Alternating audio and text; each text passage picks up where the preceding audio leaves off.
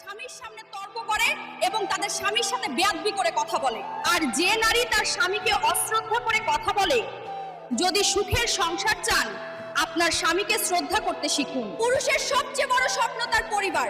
পরিবারের সবার মুখে হাসির জন্য সে সবকিছু বিসর্জন দেয়, নিজের স্বপ্ন ভেঙে গেলেও। পুরুষের জীবনের প্রতিটি সংগ্রাম পরিবারকে সুখী করার জন্য।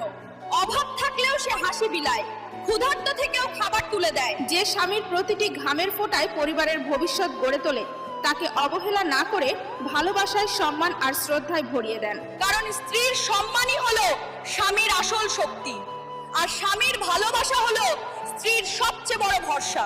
আমি একজন নারী হয়ে বলছি, স্বামী শুধু সংসারের চালক নয়, সে আমাদের আনন্দের সূর্যরশ্মি এবং আশার আলো। যদি তাকে সম্মান করেন তবে পরিবার আলোয় ভরে উঠবে। ঠিক যেমন বেশি লবণ তরকারির স্বাদ নষ্ট করে দেয়, একইভাবে স্ত্রী যদি অতিরিক্ত কিটকিট করে তবে পরিবারের ভালোবাসা নষ্ট হয়ে যায়।